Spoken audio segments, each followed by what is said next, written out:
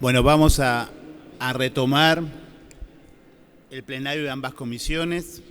En el día de hoy vamos a poder escuchar a decenas de destacados expertos, analistas, exfuncionarios que han tomado parte en distintos momentos de la renegociación de nuestra deuda.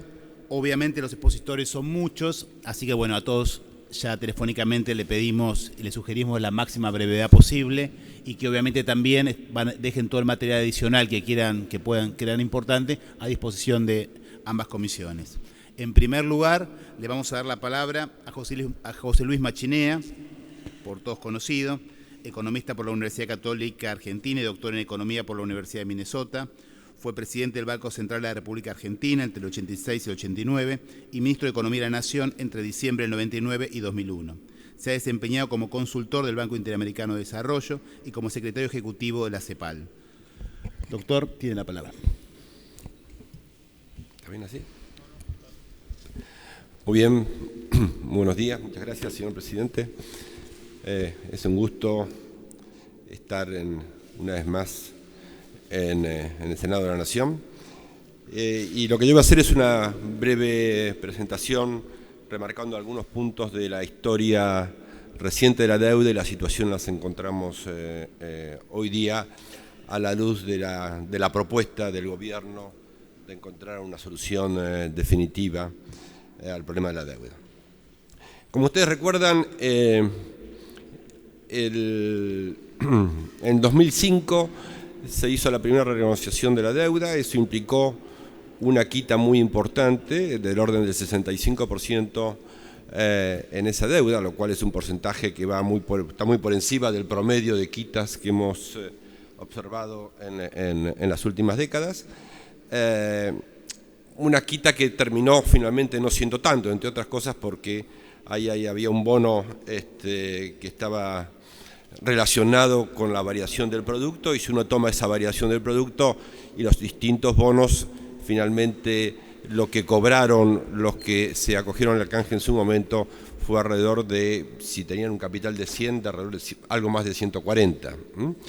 Pero en todo caso, esa fue la negociación del 2005, tuvo un problema. El problema es que quedó alrededor de un 24% de los acreedores quedaron fuera de ese canje, y eso empezó a generar una serie de juicios y de fallos durante los años subsiguientes. Sin embargo, el canje independientemente de eso, lo que pasó alrededor del 2007, a pesar de esos juicios y de que habían quedado 24% de los acreedores fuera, que la tasa de interés a las cuales Argentina podía acceder al financiamiento internacional se redujo sensiblemente y no era muy distinta a la de Brasil, allá alrededor del 2006 aproximadamente. Sin embargo, cuando comienzan los problemas con el INDEC, básicamente el fraude con las estadísticas de inflación, el riesgo país comienza a aumentar y se produce una reapertura del canje en el 2010. Ahí entran nuevos acreedores y finalmente la gente que queda fuera del canje, los acreedores o el monto que queda fuera del canje, es de alrededor de un poco más del 7% del total de acreedores. Argentina convivió durante un tiempo con esta situación sin acceder de forma importante a los mercados internacionales, pero eso tuvo un fin que fue un fallo medio extraño, insólito diría yo, quizá del juez Iriesa en el 2002, con una interpretación muy particular del pari passu de los bonos, y que fue ratificado por la Cámara de Apelaciones de Nueva York y no fue tomado por la Corte Suprema de Justicia de Estados Unidos, y por lo tanto fue ratificado de alguna manera por todas las instancias. Eso generó que Argentina no pudiera acceder a los mercados internacionales de crédito durante, yo diría, del 2012 en adelante y 2014 en particular en adelante. Dada la escasa dimensión del mercado local de crédito, no tener acceso al crédito internacional, estamos hablando básicamente de crédito de largo plazo, es un problema para el proceso de desarrollo, sin duda alguna. Y de alguna manera yo creo que eso se sintió en la escasa, no fue el único factor, pero fue uno de los factores que explica el bajo nivel de inversión y de crecimiento, estancamiento del ingreso por habitante de los últimos años. Yo no creo que solucionar ese financiamiento externo resuelva los problemas de la Argentina. Lo que estoy diciendo es que sin eso es difícil pensar en inversiones de largo plazo y en crecimiento. Pero lo que yo quisiera enfatizar hoy día, más de las ventajas o desventajas de llegar a un arreglo con los acreedores externos, ¿cuáles son los problemas o las consecuencias de no solucionar el problema con los acreedores externos, ¿no? Y uno podría decir, mire, uno de los problemas es que seguimos parecido a lo que ha venido pasando en los últimos años. Esto quiere decir que la deuda se multiplicó por 3 y se podría seguir multiplicando por factores iguales o superiores como consecuencia de intereses extraordinarios, punitorios, que hacen que la deuda alcance valores realmente muy elevados. Pero me parece que ese, siendo un problema, por cierto, muy serio, no es el principal problema. Lo cierto es que lo que hemos visto en los últimos meses antes de las elecciones y después de las elecciones, es que como consecuencia de que se pensaba, los distintos actores pensaban que iba a haber un arreglo a este tema de la deuda, ganara quien ganara las elecciones, hubo una reducción considerable de lo que se llama el riesgo país, o sea, la tasa de interés que tiene que pagar la Argentina, ¿no? Y esto tenía que ver con las declaraciones o las supuestas y ciertas declaraciones o del candidato o de los economistas que asesoraban, en ese caso, a Scioli. Creo que esta tendencia se reforzó de alguna manera cuando Macri gana las elecciones, toma algunas medidas, eliminación del cepo, etcétera, etcétera, disminuye aún más el riesgo país. Entonces, esa es la situación en términos de tasa de interés. ¿Qué pasaría si mañana se decide no acordar? Lo que pasaría es una rápida reversión de ese proceso, un aumento extraordinario de las tasas de interés, pero básicamente huida de capitales, ¿no? Reducción, huida de capitales, devaluación, por lo tanto inflación, y por lo tanto caída de las reservas internacionales, que por cierto no son muchas. Entonces ese es el primer factor que me parece, primera consecuencia más relevante de no conseguir un arreglo. El segundo es que seguiríamos sin poder pagar a todos los bonos de los acuerdos. Los acuerdos hechos en 2005 y 2010 no podríamos seguir pagándolos. Y por lo tanto estaríamos con problemas de situaciones de default más que técnico. Pero tercero, y esto me parece todavía más importante, es que los acreedores se convencerían de que Argentina no va a pagar, finalmente. Y como Argentina no va a pagar, ¿qué es lo que hacen? Hay un mecanismo, ¿sí? ¿Qué tratarían de hacer? Acelerar el cobro de algunos bonos, para lo cual se necesitan mayorías que dependen de cada serie, de cada bono, pero está alrededor del 25%, con eso se puede acelerar. ¿Qué significa acelerar? Que piden que se pague instantáneamente todo el bono, de un día para otro. Y eso no lo hemos visto ahora porque todos esperan de que haya un arreglo, pero creo que lo veríamos en caso de que eso no pasara. Y por lo tanto, ahí sí, que no pasaríamos ya de un default técnico, sino que creo que iríamos a un default generalizado de la deuda y podemos empezar el proceso de vuelta, pero sabemos que es un proceso largo y que mientras tanto Argentina no tiene capacidad de conseguir créditos en los mercados internacionales. Se habla de la litigiosidad, ¿no? Pero yo estoy convencido, después, si es cierto lo que dije recién, que la litigiosidad en casos de no arreglar sería enormemente mayor que la que pudiera existir en el caso de arreglar. Alguien podría decir, bueno, pero podemos arreglar, y alguien puede, de los que arreglaron antes, puede decir, yo quiero también, a ver si me ponen condiciones similares a los nuevos arreglos, etcétera, etcétera. Miren, juicios siempre hay, juicios hay en los países, en la vida de todos los días. El tema es cuál es la capacidad o la posibilidad de que esos juicios se transformen en fallos contrarios al país. Yo no soy abogado, pero por lo que he leído, conversado, etcétera, etcétera, yo diría que la posibilidad de que haya fallos contrarios al país es realmente mínima. Y no van a encontrar seguramente ningún escrito de un abogado que diga que es cero. Van a hablar de mínima, efectivamente, como es. Pero sí, claramente la litigiosidad es mucho, mucho mayor en el caso de que no haya arreglo. Las últimas dos cosas que quisiera decir es que no estoy diciendo que como consecuencia del arreglo lloverá maná del cielo. Hay muchas cosas para solucionar, para proponer, para hacer, para que el país restablezca una tasa de crecimiento sostenible en el tiempo, o desarrollo, diría yo, en el tiempo. Lo que sí estoy seguro que si no arreglamos, la consecuencia es que va a caer ácido. Y eso esa es la diferencia entre una situación y otra. Finalmente, dos comentarios. Uno es, creo que el acuerdo alcanzado es razonable. Es un acuerdo que implica una quita del orden del 30%. Los economistas que asesoraban a Scioli han dicho que se le pareció una quita razonable. Alguno de ellos dijo que la propuesta era similar a la que él tenía para arreglar con los holdouts. Creo que siempre alguien puede decir yo lo hubiese hecho mejor. Todos conocemos que cuando hay un acuerdo alguien levanta la mano y dice yo lo hubiese hecho mejor. Y a lo mejor sí, yo no puedo decir que no, pero en todo caso me parece que la gente que ha hecho este acuerdo es gente idónea, gente que sabe de qué se trata, y me parece que ha hecho un acuerdo muy razonable sabiendo que tenemos todos los fallos judiciales en contra, no solamente Griesa, no solamente la Cámara de Apelaciones, sino también, de hecho, la Corte Suprema de Estados Unidos. Entonces, contra eso se ha conseguido una quinta del 30%, sin estar en las negociaciones, sin poder ser muy preciso en esto, yo diría que eso me parece más que razonable.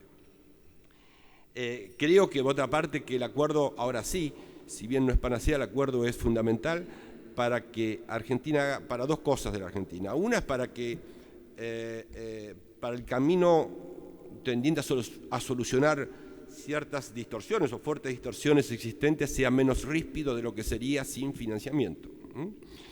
Y segundo, como dije al comienzo, porque sin financiamiento de largo plazo es imposible pensar de que podemos tener desarrollo.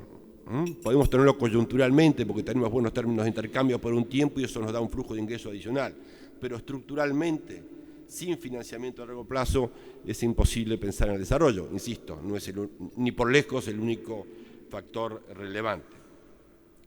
El acuerdo va a crearía, si ustedes lo aprueban, primero el acuerdo no aumenta la deuda, ¿no? Creo que en eso estamos claros. Hay una deuda existente de 11.000 y pico de millones y el acuerdo es más o menos por ese importe, así que no aumenta la deuda. Sí crea las posibilidades de aumentar la deuda. Es una oportunidad cuyo beneficio se verá, depende de qué hagamos con esa deuda adicional que tomemos en el futuro. Qué proyectos hacemos, qué proyectos de inversión, tanto el sector público como el sector privado. Y quizá el último comentario que quería hacer es que creo que hay un consenso de que se requiere una corte internacional para tratar casos como el de Argentina y de tantos países que a través de los últimos 2 siglos al menos han entrado en situaciones como esta de la necesidad de reestructurar la deuda. Esa propuesta es una propuesta que hizo inicialmente, aunque parezca medio extraño, hizo la segunda del Fondo Monetario Internacional, Ann Kruger, en el año 2002, y generó una resistencia de los bancos extraordinaria, casi la echan del fondo por poner semejante cosa, pero esa fue la propuesta que hizo de hacer una corte internacional que dirimiera estos conflictos. Es la resolución posterior de Naciones Unidas, va en el mismo sentido, y se puede hacer una cita propia. Yo le escribí un artículo para CEPAL en el 2002 justamente, en el 2003 hablando y explicando por qué la necesidad de una corte internacional para este tipo de conflicto. Así que esto es todo. Gracias, presidente. Muchísimas gracias, doctor. Ahora le vamos a dar la palabra a Estela Marisbioca, abogada y doctora en Derecho y Ciencias Sociales por la Universidad de Buenos Aires. Se ha desempeñado como jueza de la Cámara de Apelaciones en lo civil o comercial en los departamentos judiciales de San Martín y Mercedes. Es especialista en Derecho Internacional y actualmente dirige el doctorado de Derecho Internacional en la Universidad de Morón. Doctora, por favor. Muchas gracias. ¿Se escucha? ¿Bien? Bueno, yo creo que en primer lugar tener como criterio básico, en el sentido de que el derecho es el instrumento sobre el cual se asientan las políticas económicas. Esto es claro porque así como no hay una política económica, tampoco hay una sola interpretación jurídica, aun cuando la norma sea una. Esto puede darnos algún grado de explicación, que es lo que he tratado de sintetizar para hacer lo más breve posible en este ámbito. Desde este punto de vista, entonces, nosotros tenemos que evaluar dos cosas. En primer lugar, los distintos acuerdos. He leído los acuerdos que doy por sentado, los señores senadores han leído cuidadosamente cada uno de ellos. Yo también lo he hecho. Porque esto nos permite evaluar si son buenos o si son malos, si están bien hechos, si hay equilibrio contractual o no hay ningún equilibrio. Esto desde un punto de vista. Evaluados los mismos, y muy rápidamente, puedo decirles, vamos a dividir distintos acuerdos. Hay algunos acuerdos que se refieren a sentencias que han adquirido el carácter de firmes, pero sentencias que me permito acá decirles en virtud de la especialidad que yo vengo ejerciendo desde hace medio siglo, no son ejecutables en la Argentina. Entonces esto tengámoslo un poquito en cuenta también para poder entender qué es lo que ha querido decir un dirigente de altísimo reconocimiento público que dijo: los acuerdos son malos, son caros, pero son inevitables. No hay cuestión inevitable en el derecho, en primer lugar, por aquello que les dije al comienzo. Hay distintos caminos del derecho. ¿Y por qué decimos nosotros que sí tiene razón cuando dice que son caros y son malos? En el caso de las sentencias tenemos que analizar en primer lugar esto. ¿Estas sentencias son ejecutables? ¿No son ejecutables? Y en segundo lugar, las sentencias tienen además diversas incidencias. Incidencias llamamos a juicios adicionales. Juicios adicionales que en el caso, por ejemplo, del más grande de los acuerdos, el que se refiere, por supuesto, al representante Paul Singer, abarca las distintas incidencias por distintos embargos en distintos países. ¿Y por qué entonces les digo, señores, presten atención? Son malos porque se nos hacen pagar gastos y honorarios de incidencias ganadas por la Argentina. Les recuerdo solo una, solo al pasarla, de la fragata Sarmiento. Pero no es solo el de la fragata, ganado en muy buena ley por Argentina, sino también en las incidencias que se suscitaron en Bélgica, por ejemplo, en Francia, por ejemplo, y todas ganadas por Argentina. Entonces, aún para quienes puedan estar aquí en este salón y no sean abogados, sabemos si puede que sacar los un ganadores... Doctora, que no anda demasiado bien así.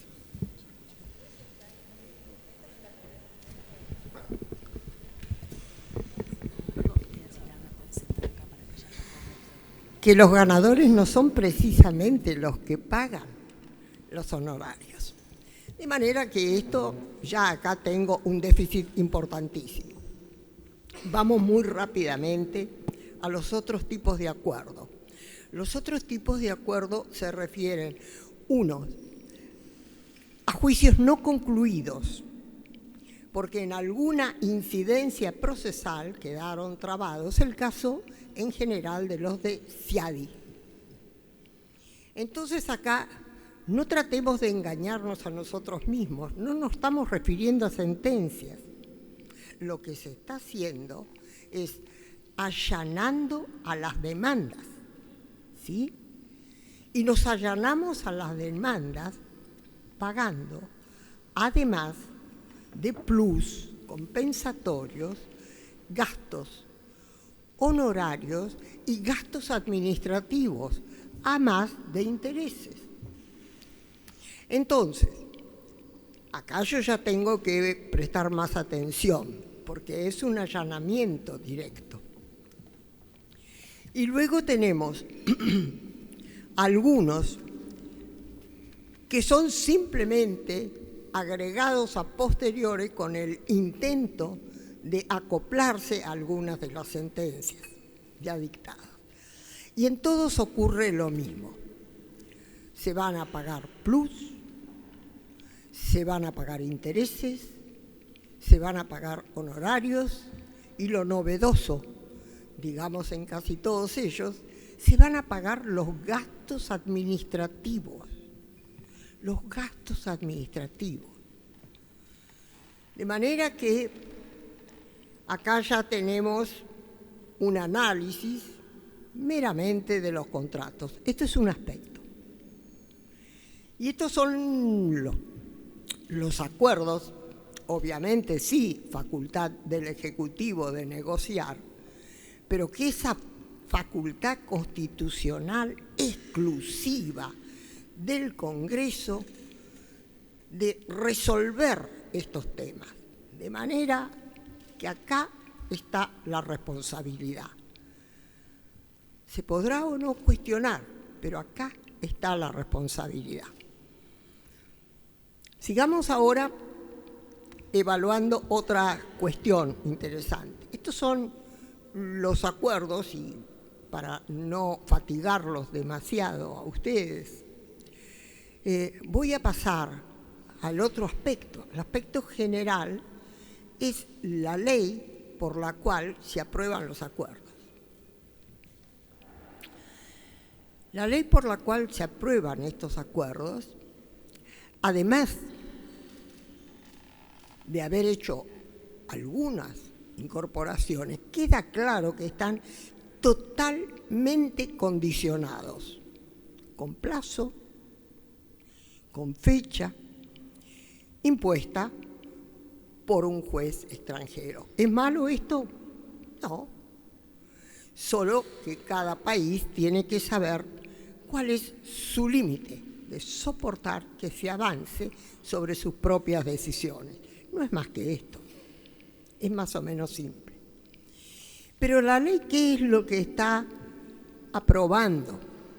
Está aprobando un aspecto de los acuerdos que realmente es preocupante, porque ya se acepta naturalizando esta cuestión. Es establecer ley y jurisdicción extranjera, ambas, ley y jurisdicción extranjera. Y esto ya es aceptado. ¿Por qué? Sin explicaciones. Quizás algunos digan, bueno, es lo que el mercado. Sí, el mercado impone para algunos. El mercado impone para algunos, y debiéramos tener en cuenta que precisamente esto es lo que siempre atiende la jurisprudencia de Estados Unidos. La jurisprudencia de Estados Unidos, señores, dice, palabras más, palabras menos, cuando los estados se autocomportan en el mercado y no se proponen regular los mercados, son y deben ser tratados como meros particulares. Entonces esto hay que comprenderlo. Hasta para cuando se elige ley o jurisdicción extranjera, saber elegir conforme a la jurisprudencia de los tribunales de esos países y no cualquiera. Entonces, una de las más perjudiciales es la de Estados Unidos. Pues a eso estamos, con todos los acuerdos. En todo se impone. Ahora bien, algo curioso también. Los acuerdos, en realidad, no piden estrictamente la derogación de leyes. Esto es interesante para entenderlo. Si se lee con atención, los acuerdos piden derogación o restricción, con lo cual lo que eventualmente se está pidiendo es la excepción a la aplicación de alguna ley impeditiva, que no es lo mismo,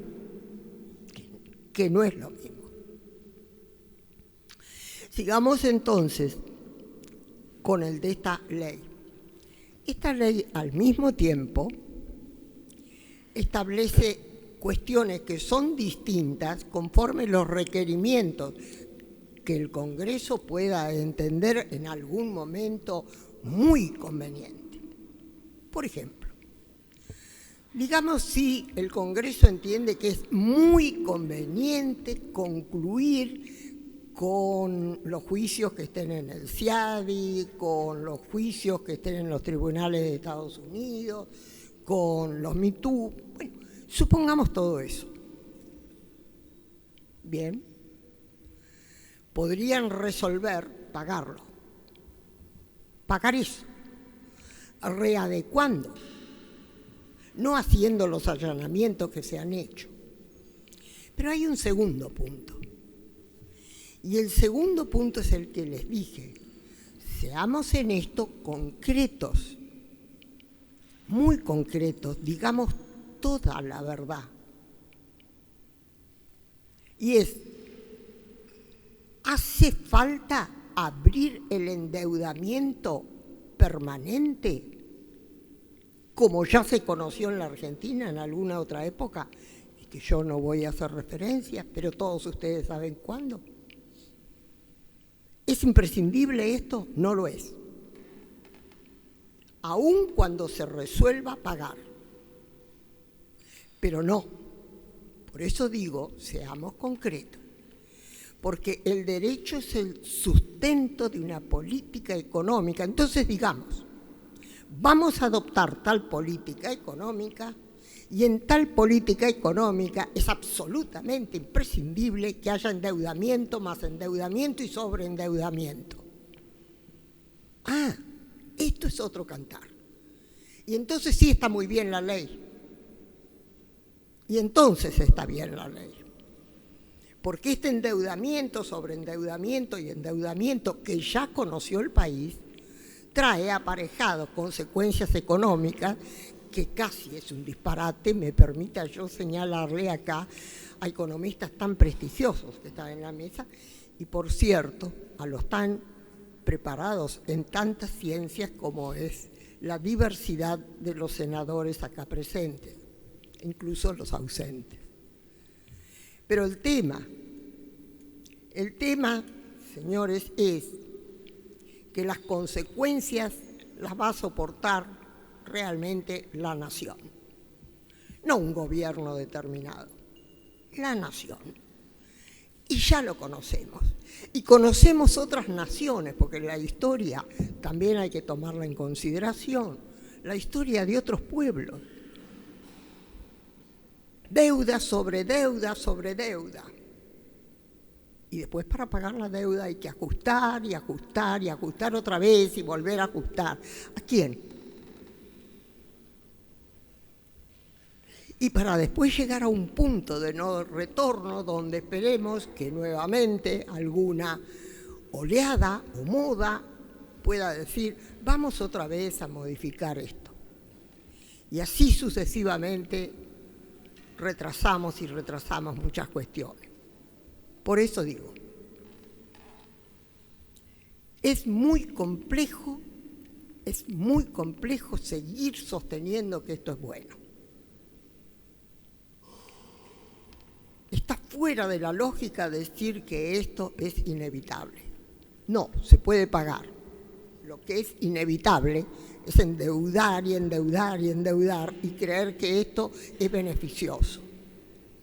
Y como se sabe que esto no lo es, se crean una serie de hipótesis utópicas según las cuales van a ingresar los créditos cuando de los que están acá casi todos saben que los intereses no van a bajar del 8,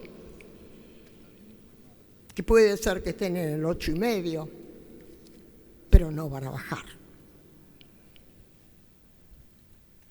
Y que con eso no se cambian las falencias de la estructura económica de la Argentina. Entonces, pensemos nuevamente si seguimos soportando el término de entregarnos alegremente en la cuota de soberanía que le queda a la Argentina. Sin resistencia, sin obstáculos, diciendo esto no puede ser de otra manera, esto tiene que ser así. No tiene que ser así. Y lo saben. La gente de derecho que pueda estar en este recinto, como los economistas que están acá, lo saben. Entonces, yo, por supuesto, solo me quedaría decirles, señores senadores, no se rindan, no rindan a la nación. No han sido ustedes votados para rendir a la nación. Hace algún tiempo, un hombre de derecho muy conocido venía del lado del oeste de la República. Con total naturalidad dijo, y bueno, no se puede hacer otra cosa porque el país está de rodillas. No, a los países los ponen cierta mala dirigencia de rodillas, que es otra cosa. Los pueblos suelen no estar de rodillas. Y tan no están de rodillas que generalmente mueren antes de arrodillarse. Gracias. Muchas gracias, doctora. Si bien la dinámica que hemos acordado fue que todas las preguntas van a ser cuando terminen las exposiciones para hacerlo un poco más llevadero. En el caso de José Luis Machinea, que había avisado que tenía que irse antes, si algún senador o senadora quiere hacerle alguna pregunta al primer expositor. Senadora Lavado. Sí, buenos días. Quisiera, por favor, que me dijera, cuando él habló de litigios mayores, que podríamos, si no acordamos, podemos tener litigios mayores, me gustaría si puede ser más explícito en ese sentido. ¿A qué se está refiriendo exactamente? Gracias, senadora.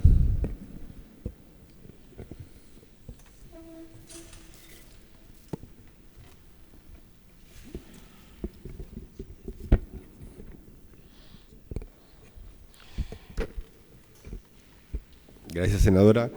Está refiriendo bueno, hablé de consecuencias económicas y hablé de las cuestiones de litigio, y los litigios tienen básicamente que ver con que no tenemos los recursos, si no arreglamos no vamos a tener los recursos ni vamos a tener la capacidad jurídica de pagar los bonos de los acuerdos del 2005-2010, como pasa hoy día, digamos, ¿no? Porque simplemente el fallo de Griesa, que digo ratificado por la Cámara de Apelaciones, etcétera, etcétera, no nos deja pagar. Por lo tanto, vamos a tener cada vez más acreedores a los cuales no estamos pudiendo pagarles y por lo tanto cada vez más vamos a tener juicios. ¿Cuál es el mecanismo que ellos no han utilizado hasta ahora?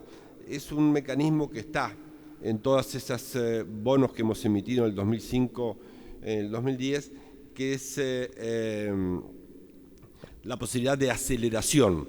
Eso quiere decir que si juntan una determinada cantidad de bonistas, que es del orden del 25%, pero cambia de acuerdo al bono, pero supongamos que son el 25% de los bonistas, pueden acelerar. Quiere decir, aceleran significa que le exigen al país que pague todo el bono, no la cuota, lo que vence este año, sino todo el bono durante el monto del bono durante toda la vida de duración del bono.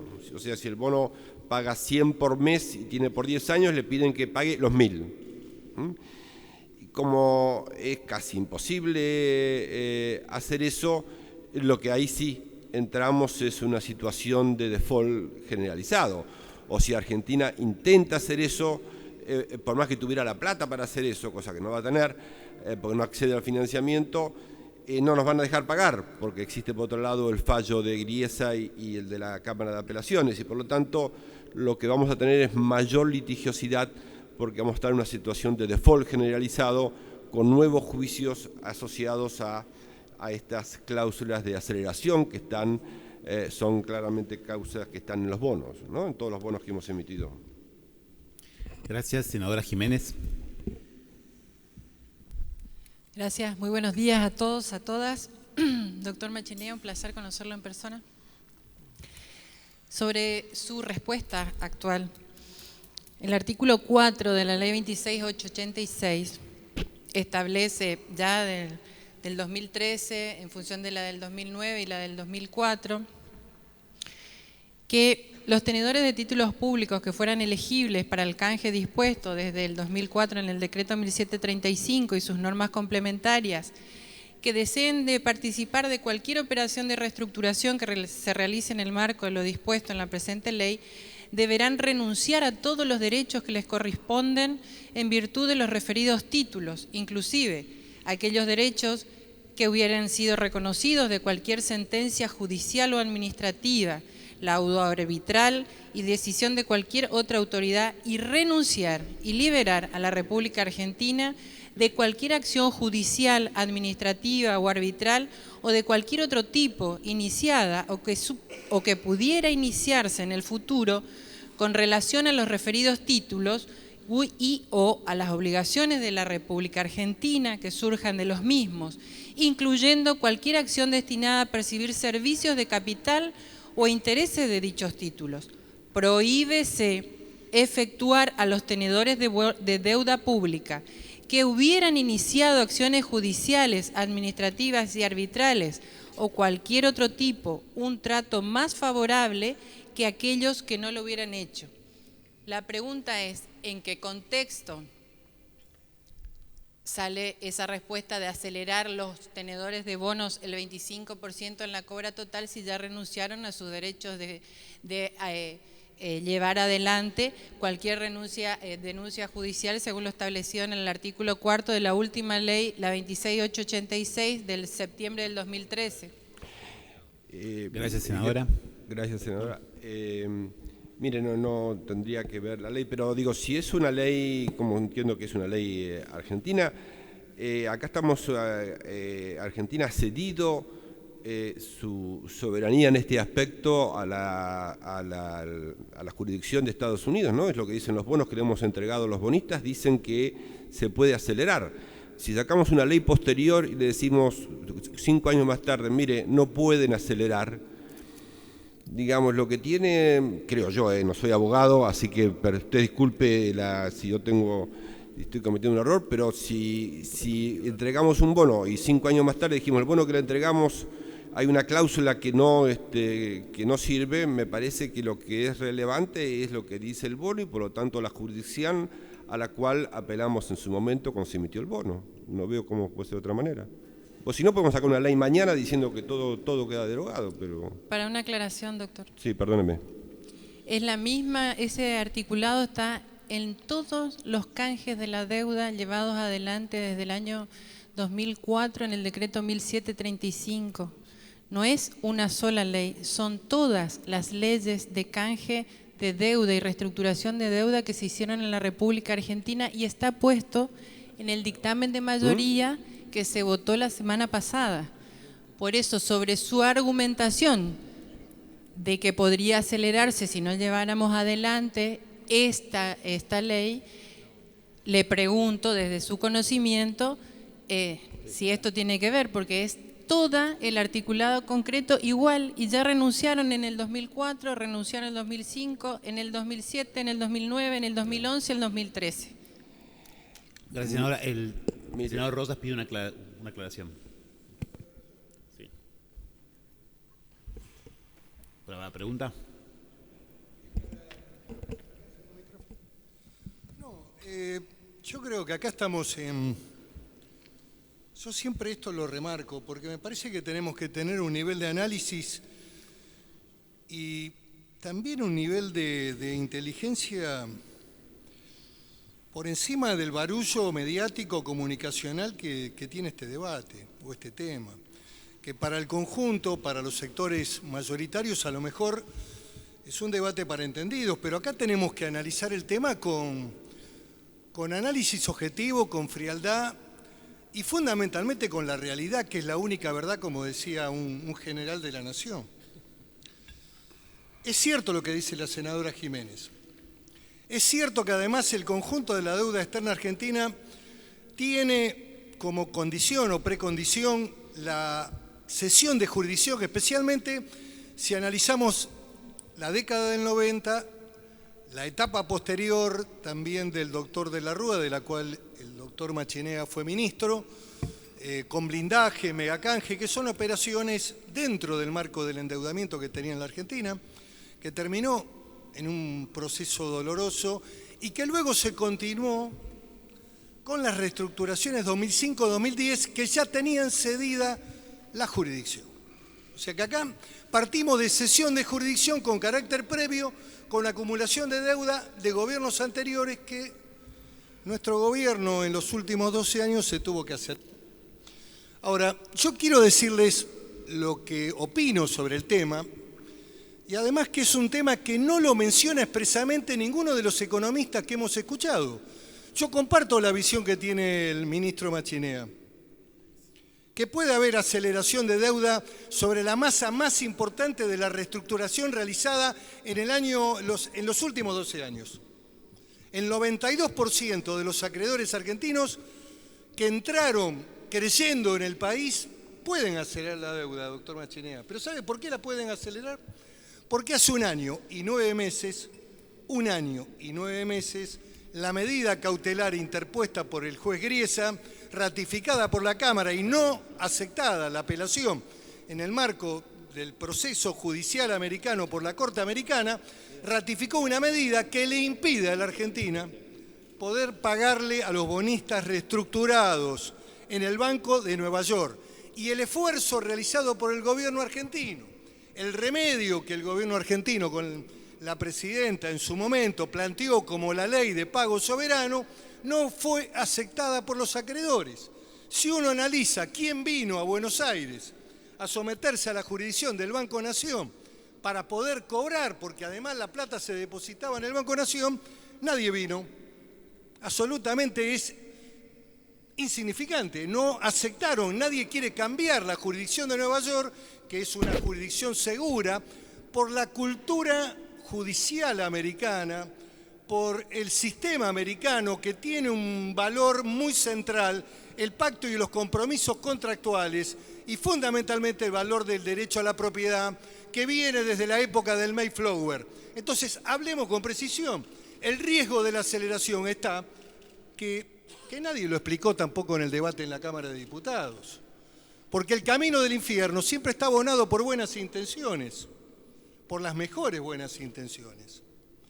Yo la escuché a la doctora Fioca con mucho respeto, pero no comparto. ¿Y por qué no comparto? Porque la Argentina, además de pagarle a estos acreedores muy malos, si queremos calificarlos malísimos, si queremos darnos el gusto de agitar la banderita y recuperar el esquema emocional, que siempre ha sido una de las causas más significativas en la derrota argentina, yo lo identifico con algo que es la Plaza de Galtieri, de la recuperación de Malvinas. Cuando se agitan las emociones y el esquema chauvinista, la Argentina comete los peores errores de la historia. No quiere decir esto el verdadero sentimiento, el verdadero amor por la patria, el verdadero amor por el país, la reivindicación histórica de lo que es Malvinas. Esto no tiene nada que ver. Yo comparto estos últimos enunciados. Digo que muchas veces las emociones son utilizadas por gobiernos para tratar de llevar a cometer los máximos errores. ¿Qué digo acá? Que acá hay una medida que es tan importante, o más importante, mucho más importante, que el propio acuerdo. El acuerdo, como todo acuerdo, puede ser mejor. Podemos discutir los intereses con los intereses, podemos discutir por qué no se discutió en su momento cuando se presentó la liquidación de algunos acreedores, porque acá tenemos sentencia definitiva en este fallo, y el reloj empezó a correr a partir de los punitorios que el propio Griesa ponía, y estoy de acuerdo en que no se arregló antes de la caída de la cláusula Rufo. Le doy la derecha al gobierno hasta el 31 de diciembre de 2014, porque había riesgos ahí, había riesgo de que se pudiera viralizar el tema de la deuda. Hasta el 2014, diciembre 31 del 2014, creo que el gobierno hizo lo correcto. Ahora, también podríamos haber acordado nosotros en el primer semestre y haber tratado de evitar la acumulación de intereses punitorios. ¿Qué quiero decir? Que aquí hay un fallo, a una jurisdicción que nos sometimos. El debate es si nos vamos a seguir sometiendo de cara al futuro. El debate es, como dijo la doctora, y en esto comparto, si vamos a hacer de esta política una política únicamente basada, si el gobierno tiene como único camino el endeudamiento. Y eso no lo vamos a acompañar. Indudablemente no lo vamos a acompañar. Y además tendrá que pasar por este Congreso para ver qué tipo de endeudamiento, si es para gasto corriente, si es para hacer obras, qué sé yo. Creo que hay que hacer obras. Y creo que en eso puede ayudar al desarrollo argentino. Pero lo que quiero decir acá es que la Argentina tiene que recuperar la capacidad de pago. Tenemos que volver a pagar en el Bonis, en el Banco de Nueva York, para que los acreedores, los que crecieron en este país, en la reestructuración del 2005 y 2010, puedan cobrar. Hace 1 año y 9 meses que no cobran. Y la verdad han tenido hasta ahora paciencia. Tal vez la paciencia tenía que ver por la tasa cero de interés del dólar. En la Reserva Americana ahora tenemos 0,50. Mañana van a poder reclamar intereses también por el diferencial de intereses, por la deuda. Pero a mí me parece que el riesgo de la aceleración, doctor Machinea, está en el hecho de que Argentina no está pagando. No le está pagando a estos acreedores. ¿Y cuánto tiempo más? Lo que nadie me explica, ¿cuánto tiempo más? Cuando se junta el 25%. Y eso va a ocurrir rápidamente. Coincidimos. Puede ocurrir en cualquier momento. O cuando se den cuenta que indudablemente, indefectiblemente no haya ninguna actitud ni ninguna voluntad de volver a cerrar esta historia. Tenemos que salir del ámbito de la jurisdicción de Nueva York. Tenemos que salir de la manera más inteligente, porque es ahí donde nos pusieron las restricciones y las medidas cautelares. Injustas, discrecionales. Yo creo que el juez Griesa ni aplicó la ley americana, tampoco la aplicó ni siquiera para resolver los conflictos privados. Hay que leer derecho americano. Hay que saber de cómo se construye la resolución de los concursos preventivos y los procedimientos. No es muy distinto al sistema argentino, donde los principios de mayoría regulan la resolución de los concursos. No es muy distinto. Lo que pasa es que lo que lograron empresas privadas como Cablevisión, que pudo hacer valer la reestructuración de un APE en la Argentina con principio de mayoría en una corte de Nueva York, la propia corte que resuelve en contra de los intereses argentinos, una empresa privada argentina, hizo valer el derecho interno y resolvió de que los acreedores americanos tenían que seguir la suerte del APE instrumentado en los tribunales argentinos. O sea que el debate es apasionante y no se cierra con esta cuestión. Yo creo que tenemos que replantear muchas cosas de cara al futuro. Y además también el gobierno tiene que hacer un mensaje sincero, porque la solución no es el ajuste y el despido de la gente, ni tampoco es el endeudamiento como único mecanismo para gobernar Argentina, porque si no sería fácil gobernar este país, que es un país complejo. Entonces, a mí me parece que hay que poner las cosas en su lugar. Los bonos, es cierto lo que dijo la senadora Jiménez, tienen esta cláusula. El problema es que no estamos pagando, estamos en mora. La pregunta que yo hago, y le hago al Congreso, y le hago al periodismo especializado, y le hago también a los que han debatido este tema, y que se han preocupado mucho por poner cláusulas que determinan una autorización del Poder Ejecutivo con efecto suspensivo. Tiene razón, doctora Fioca, es con efecto suspensivo. ¿Sabe por qué? Porque si el gobierno argentino no resuelve el tema ante la Cámara Segunda, la Corte Segunda de la Cámara de Apelaciones de Nueva York, no puede pagar. ¿Sabe qué? No puede pagar. Tiene que volver y tiene que analizar qué va a hacer. El otro día se lo pregunté al ministro Pradegay y no me contestó. La solución que tiene prevista en la ley es que volvería a los depósitos al Banco Nación. No puede hacer uso de los bonos ni pagar. Entonces, yo creo que hay que esclarecer a la opinión pública qué es lo que estamos discutiendo. Y creo que también el Congreso tiene que pararse de cara al futuro en la determinación de los futuros endeudamientos y de los cambios de jurisdicción.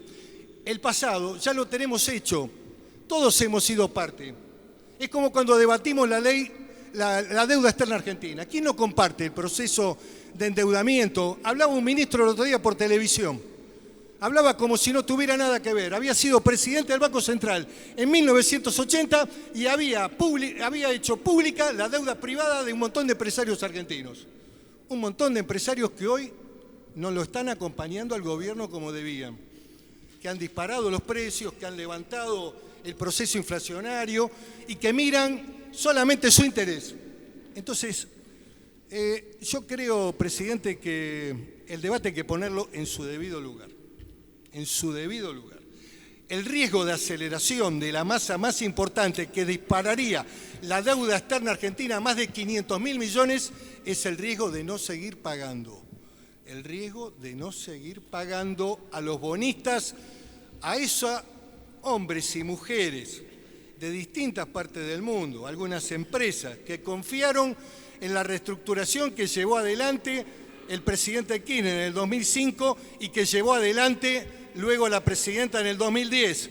Y la voluntad de ese gobierno, de la presidenta y el del expresidente, que además canceló la deuda del Fondo Monetario Internacional con 10.000 millones de dólares al contado, 12.000, no me recuerdo bien, 12.000, que era una deuda de carácter flexible, determinó claramente una voluntad que tuvo ese gobierno, una voluntad, que era la voluntad del desendeudamiento y de recuperar capacidad soberana. Nosotros creo que tenemos que seguir ese rumbo. Este tema hay que resolverlo, por eso es inevitable resolverlo, no porque me guste, porque en el fondo usted me acaba de contestar, doctora Fioca, y a mí no me gusta hacerme el tonto, ni quedarme callado para pasarla bien. A mí me gusta dar el debate de cara a la sociedad. Yo dije algo parecido a lo que usted dijo y salió publicado en un diario importante el otro día en un reportaje que me hicieron en la evaluación de los 100 días del presidente Macri.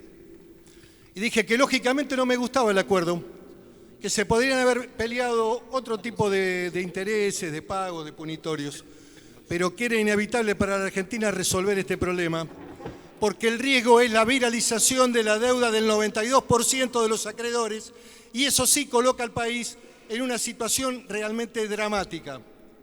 Dramática. Esto es lo que quería decir, presidente. Muchas gracias. Gracias, senador. El senador Rosas, que tenía la palabra.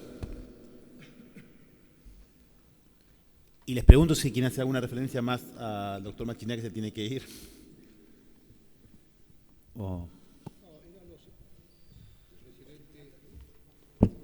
Presidente, eran los efectos de hacer una aclaración desde mi punto de vista con respecto a lo planteado por la senadora Jiménez, pero la verdad es que me ha ahorrado la fundamentación el senador Pichetto, porque coincido absolutamente en todo lo que ha dicho. Primero, esto que usted acaba de expresar es verdad, está en la ley, está claro, pero es para los bonos reestructurados, previos. Acá estamos hablando de bonos que hoy están en default técnico. Nos guste o no nos guste, hace 1 año y 9 o 10 meses que no podemos pagar. Por lo tanto, el default técnico... ¿Cómo? Por eso 1 año y 9 meses que no podemos pagar, no podemos pagar. Por lo tanto, me parece que hay que centrar el tema que está en análisis en el Senado de la Nación desde ese punto de vista. Después no puedo coincidir, o podemos coincidir en todo caso, si alguien quiere hacerlo con mucho gusto, sobre el futuro plan económico del Gobierno Nacional.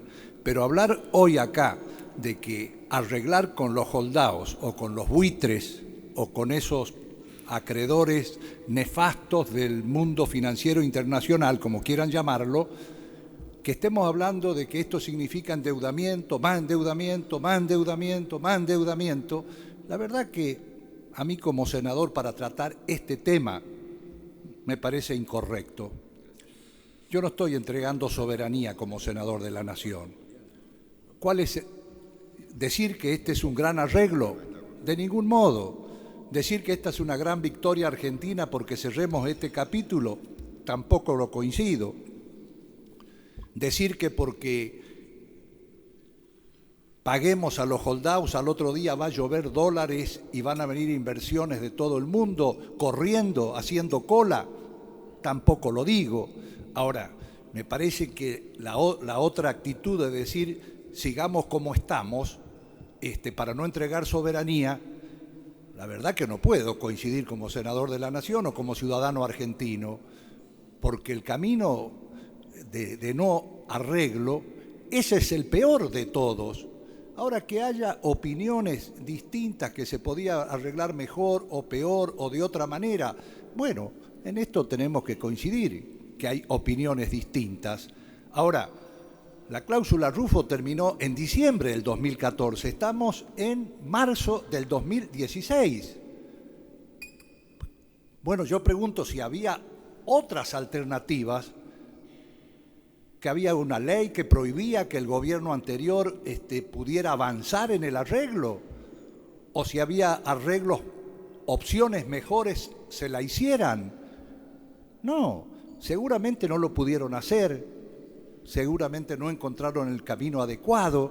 No estoy responsabilizando a nadie, digo simplemente que acá tenemos que abocarnos al tema en cuestión, y el tema en cuestión, nos guste o no nos guste, es inevitable que Argentina deba arreglar esta situación, y esto no significa entregar soberanía, significa simplemente cerrar un capítulo amargo para el pueblo argentino como es la deuda. Por lo tanto, para no alargarme, no tengo mucho más que agregar, simplemente decir que coincido en 100% en lo expresado por el senador Pichetto. Bueno, muchas gracias. Si les parece, como una forma de funcionamiento, tenemos muchos expositores que hemos invitado, los dejamos exponer a todos y después hacemos de preguntas y de...